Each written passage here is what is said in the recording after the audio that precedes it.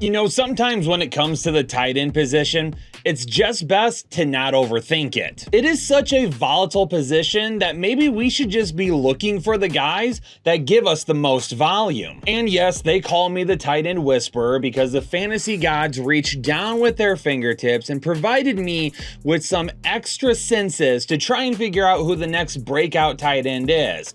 But honestly, for a majority of you out there drafting, just chase the volume, we'll figure out the rest later. Yo, what is going on, Headliner Nation? The tight end position is probably the most difficult to try and deal with on a yearly basis. And honestly, it's probably best if we just target the guys that give us the most opportunity with the most volume. And again, we are right in the middle of my volume versus efficiency series. If you've missed the running back and wide receiver videos for this series already, they were posted on Monday and Wednesday. Next week, I'm going to be diving into the efficiency of running backs, wide receivers, and tight ends. And then the week after, we're going to be comparing everything and breaking it down. But for the purposes of this episode, we're just going to talk about the volume strictly with tight ends and see what that means for us moving forward. And if you feel like our videos are giving you an extra edge in your leagues this season, then I would encourage you to join up and become a member here on YouTube. There's a join button right down below this video, and there's also a link in the description as well. By joining one of our several tiers, you have an opportunity to get into our exclusive Discord and start connecting with other members of Headliner Nation that absolutely love football as well. And heck, we love to just talk about life sometimes, but it is definitely a great community that you need to be a part of. Whether you're looking for a league to join, you need some trade advice, maybe you want to connect with myself, Jake, and the rest of the Headliner Nation team, Discord is the best way to do it. And on top of that, you're going to be getting exclusive content throughout the year that nobody else gets to see. So think about becoming a member today. It's only $5 a month, and it may be one of the best investments you ever make outside of our draft guide. But it's time for us to hop right into it. And if you watched my wide receiver video on volume already, we're going to be talking about the same categories. And I took the top 25 tight ends from last season in terms of targets. So if there's someone that you don't see on this video, it's because they weren't inside the top 25 tight ends and targets last season. And when you take a look at the top 10 last season, there's really no shock. Maybe except for Evan Engram, because I don't think a lot of people realize how much volume he received last year. And I remember in my tight end start and sit videos every single week, I would list him as a start and I'd be like, hey, he gets plenty of volume. If you want somebody getting targets, he's the guy. But unfortunately, the fantasy output wasn't always as much as we would have liked. And maybe that changes this year. David Njoku was number 3 in targets last season, but it really feels like when David Njoku and Deshaun Watson are on the field together, Deshaun Watson forgets Njoku even exists. But when Njoku takes the field with one of the umpteen backup quarterbacks they've used the last couple of seasons, they seem to look at Njoku all of the time. So I don't know if he's going to keep this volume up with Watson this season. And Dalton Kincaid was very underwhelming last season, but he still walked away with 90 targets. There's a lot of people that feel like Dalton Kincaid is the breakout tight end to go after this season now that some of the main targets from Buffalo last season are gone. But how many more targets do we really feel like Kincaid will get over the 90 that he already had last season? Because last season, Evan Engram was the leader with 140 targets. So do you expect Dalton Kincaid to shoot up that high? Because if you do, not only are you expecting him to lead the league in targets this season, but you're also expecting him to add 50 or more targets than he already got last season. That is a super large increase. With Dawson Knox still being there, they have added some weapons like Keon Coleman, and you've got a guy like Khalil Shakir coming back that absolutely could end up being a slot wide receiver that sees a decent amount of volume.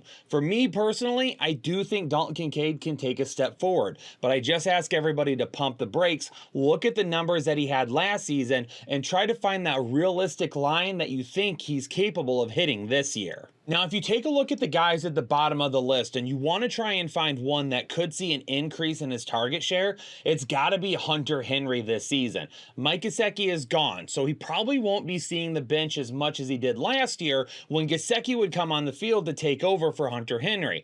Plus, with a rookie quarterback and some wide receivers that Okay, they've got some good names, but nobody that really sticks out. He could end up being a primary weapon for Drake May, and instead of just being utilized in the red zone, he could be utilized all over the field. Moving on to receptions, and when we did the wide receiver video, we did see a discrepancy in some of the wide receivers in terms of what they got for targets and what they got for receptions. But that discrepancy with tight ends isn't necessarily there. In fact, it is much more even keel in terms of if you've got more targets, you're pretty close to that in receptions. If you didn't get a whole lot of targets, you're pretty close to that in receptions. There aren't a whole lot of guys that finished like top 10 in targets, but finished outside the top 10 in their receptions. In fact, the top 10 in targets is the same exact names as the top 10 in receptions. They're just changed around a little bit. The biggest faller was Kyle Pitts, who went from 11th in targets to 16th in receptions.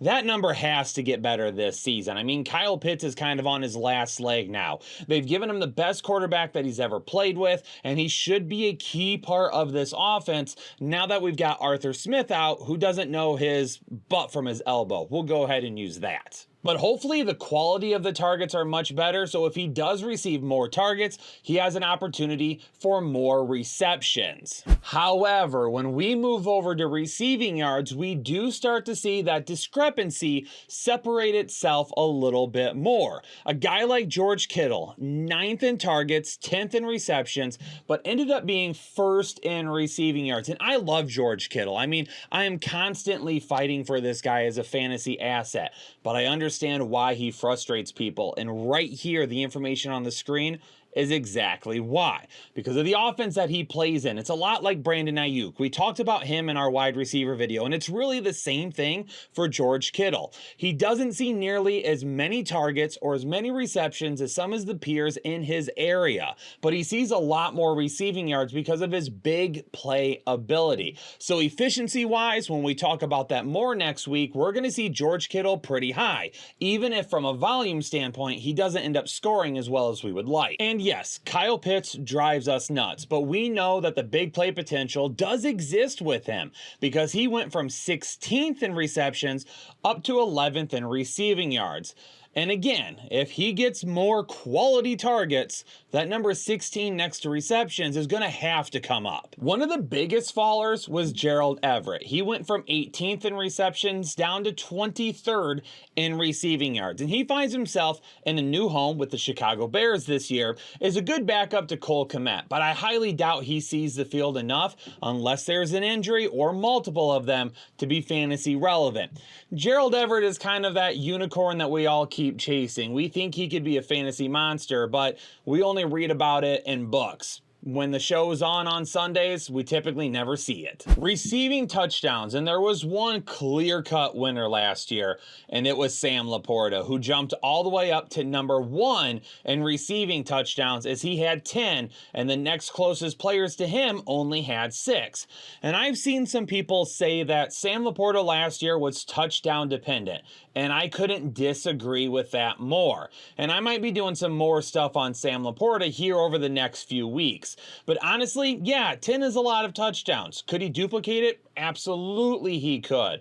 But his receptions, his targets, his receiving yards, all of them were stellar. And if you take away 4 touchdowns and bring him back to the pack and tie him for first with 6 with everybody else, he still would have been a top 4 tight end. Now, there is one note that we like to make with tight ends. If you were to trip and fall into the end zone once per week as a tight end, that's probably enough to make you a tight end 1. That's how bad the position is. Like, seriously, if you score a touchdown, your chances of being inside the top 12 tight ends for the week are astronomical. So when we talk about the potential issue for volume with David Njoku, we have to hope that he keeps the touchdowns up. Because if he does lose some volume, he is going to become a guy that is boom or bust with the touchdowns. But it's always nice to pair that type of a tight end with another tight end where, hey, it's not a good matchup for David Njoku this week. I don't think he's going to get into the end zone. I'm going to go to my backup plan instead. And then when David Njoku has a really nice matchup, then we throw him in and we hope he finds the end zone. Maybe Mark Andrews is a little bit overrated, but in his limited time last season before getting hurt, he did score 6 touchdowns, and he is probably the #1 target for Lamar Jackson. So even if we feel like there's some concerns this year about him keeping up his consistency in terms of volume, or there's concerns about him even being on the field because he has found the bench injured a few too many times over the last couple of years, in the games that you do have him, he does just fine. But that means you just can't overdraft him. And I already mentioned Hunter Henry and his possibility of seeing more volume this year. The touchdowns, that's what I'm looking for. He tied for second with 6. There was only one tight end in the top 25 tight ends in terms of targets last season to not find the end zone, and that's Tyler Conklin. I don't know if I'm willing to buy into Tyler Conklin this year or not. With the weapons that the Jets have, I don't know if Conklin's going to find himself with enough targets to be fantasy viable. But if he can somehow find his way up to 6 touchdowns this season, then that does put him in the conversation as a potential weekly fill-in when we start to get to those dreaded bye weeks and our top tight ends are missing. All right, let's move on to the red zone statistics. And I'm going to go through these a little bit more quickly than I did the rest of the stats, because when you start talking about the tight ends, things don't get a whole lot different in the red zone because a lot of the tight ends are used a little bit more in the red zone than they are anywhere else anyways. But that's where we can start finding value at the tight end position, because I just mentioned it a minute ago, right? Touchdowns. If you trip and fall into the end zone on a weekly basis, you're going to be a tight end 1. So if we can find those tight ends with a lot of usage inside the red zone, then we have a better opportunity to find those dart throw tight end 1s on any given week. So yeah, when you take a look at red zone targets, a lot of these guys at the top of the list are already going to be owned. So who are the guys that we could potentially take a shot at that may be on the waiver wire or a super late round draft pick? Well, that would be the 2 guys near the bottom of the top 10, Dalton Schultz and Cade Otton. Now, Dalton Schultz, if his red zone usage keeps up, that's what we're really going to want for him, because he's going to have a lot more targets around him this season. His volume as a whole may not be sustainable, but if he can find a lot of usage in the red zone, and trust me, Houston, they're about ready to be down there quite a bit this year, 6, 7 touchdowns is where we could be at. And this is really something to think about in best ball. If you can draft like 3 tight ends that have an opportunity to score every single week, then you've got guys that really just rotate in and out every time they score a touchdown. So if you're not using one of your early picks on one of the best tight ends in the league, and you just take a shot at like 3 late round touchdown upside guys, you could end up turning out just fine, because those 3 guys combined could offer you the same amount of points as everyone else. Taking a shot at the tight end position is a lot easier in best ball than it is redraft. Cade Otton last season ran more routes than any other tight end in football. And that was great to see from a numbers perspective, but from a fantasy perspective, you don't get fantasy points for running routes. So unfortunately, Cade Otton didn't really turn any of that into fantasy production, but being inside the top 10 of targets in the red zone last year is definitely something that could translate. If he keeps running those routes and he keeps getting those red zone targets, maybe Baker Mayfield starts looking his way a little bit more often and those touchdowns get a little bit better. And just on the outside of the top 10 in red zone targets, we've got Dalton Kincaid, Evan Ingram, and of course our boy Trey McBride. Now, when you take a look at their opportunity for more red zone targets, that's where there's a little bit of a concern, especially for one person, Dalton Kincaid. Because one thing that I have seen over the last 2 seasons is when the Bills get to the red zone, Dawson Knox becomes a favorite of Josh Allen. And that's not to say that Dalton Kincaid can't be in the coming year. But even last season, when Knox and Kincaid were on the field together, you saw Knox getting those looks quite a bit more often than what Kincaid did. Now, there is one guy that I mentioned when it came to touchdowns, Hunter Henry. But when you look at red zone targets, he only had 9. He's at the very bottom of the list here, amongst the worst in the league at the tight end position. But I really blame that on the overall offense for the Patriots and not Hunter Henry, because how often were the Patriots actually in the red zone? There was only one big difference in terms of red zone receptions, and it was Dalton Schultz falling from 8th in targets to 13th in receptions. And we really already discussed him a minute ago anyway when we talked about those targets. We want to see that red zone usage keep up with Dalton Schultz this year, given how many people are going to be around him. And there's one name on this list that may not even matter, and that's Darren Waller, because reports have said that he's likely to retire, or that's at least what the Giants are going to expect, the decision being very soon. But Darren Waller can go into retirement feeling really safe, knowing that he had more red zone receptions last year, 3, than he'll ever have hits as a Rapper. Now, in terms of red zone touchdowns, there are some very slight differences, but a majority of the time, your tight ends, when they score, they're going to score in the red zone. Now, you might think this is a redundant stat then, and you might be asking yourself, well, Kyle, if it's basically going to be the same number, why would you put it in? And I think that's a great question to ask. The reason I do it is because it could help us identify the tight ends that are scoring on big plays, and sometimes those big plays, especially if they come a little bit more consistent with some of the volume missing, could also help us determine if a tight end could end up being a value at the position. And that's where we look at George Kittle, because he scored 6 touchdowns last season. 3 of them came inside the red zone. Another name that rings a bell, Evan Ingram. He was one that had a touchdown outside the red zone, and so did David Njoku. But that just goes to show you, when you're looking at the tight end position, you're really looking for that usage inside the 20. The targets and the receptions and the yards outside of it is fine, but a majority of the time, those guys are not scoring outside the 20. So if you're chasing touchdowns, you gotta chase the guys that are being used in the red zone. All right, final category. Let's take a look at the average score for all of the tight ends. And again, we take all of the categories that we've talked about, we average them out, and then the lower their average, the better they are in terms of volume. And again, there's not going to be a bunch of surprises here at the top of the list, but there are a couple of interesting names to talk about that we haven't yet. Cole Kmet and Jake Ferguson. Now, we've mentioned Cole Kmet slightly. His volume this year is likely to take a big hit as long as this team stays significantly healthy. DJ Moore, Keenan Allen, and Rome Odunze are probably all going to see more targets than what Cole Kmet will. So he went from being basically the number 1 or 1B option next to DJ Moore for Justin Fields last year to maybe the number 4 option this year. I have real big concerns about whether Cole Kmet is going to be fantasy viable. But Jake Ferguson is the other one. And last year, I talked about this on a weekly basis, that if you gave Jake Ferguson X amount of targets throughout the week, he was giving you X amount of fantasy points, and he was a good fantasy starter. But once his targets dropped below X, he wasn't fantasy viable anymore because he was not being utilized. He wasn't really the big play tight end that George Kittle or David Njoku were, and he wasn't putting together those significant type of plays. So those yards after the catch and things like that just were not enough to continue to prop him up on a weekly basis. But he needs to be the number 2 target easy this year, right next to CeeDee Lamb. And if the Dallas Cowboys are not giving him more volume, then we've got a serious problem.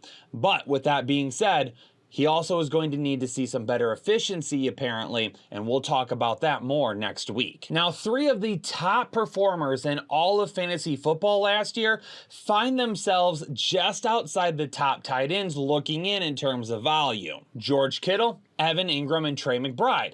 And Evan Ingram may be the most interesting out of all these because he was first in targets and first in receptions, but he didn't even find himself inside the top 6 overall. So it just goes to show you that, hey, those looks inside the red zone matter just as much as those looks everywhere else on the field when it comes to tight ends. And one of the reasons why, from a volume standpoint, he was okay last season, but he lacked a lot of the other things that we needed to push him higher. I also think Trey McBride could be in for a jump as well, because for really the first quarter of the season last year, he wasn't really utilized anyway. Zach Ertz was still in Arizona. It wasn't until about like week 5 or 6 that he really started to to see his uptick in usage become a lot more. And I remember talking about Trey McBride as a must-have waiver wire pickup early in the year last year. And it was literally right before the breakout. And hopefully he continues that breakout from last season into this year. And even if his uptick in usage doesn't get a lot higher than what we saw,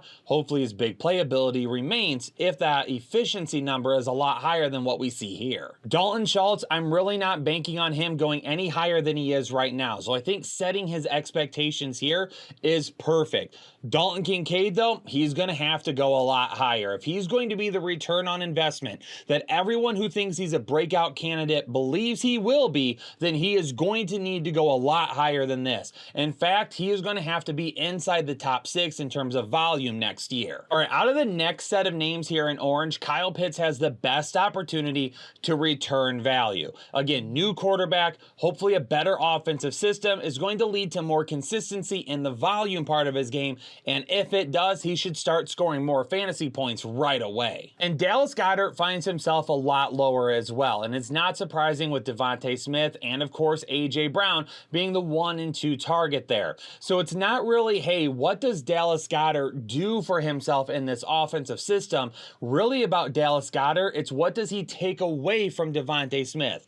AJ Brown is going to continue to get his. Devontae Smith is hampered by Dallas Goedert though, and Dallas Goedert probably moving forward just isn't the type of fantasy producer that we really hope that he would be. And here at the bottom of the list, there's not really a whole lot to talk about. For a majority of these guys, they either have a lot of competition on the depth chart, they're just not heavily utilized inside their offensive scheme, or they're busy putting out more rap tracks than they are actual receptions. And because of that, there's not a whole lot of breakout candidates or under the radar candidates here. We already talked about Tyler Conklin, and maybe he could end up being that guy from the red that bounces up a little bit higher next season. But based on the numbers you see here, it's realistic to expect those to not go a whole lot higher. Yo, Headliner Nation, hopefully you all appreciated the first week of my efficiency versus volume series. Once again, I wrapped it all up this week with tight ends, already talked about wide receivers and running backs when it comes to their volume.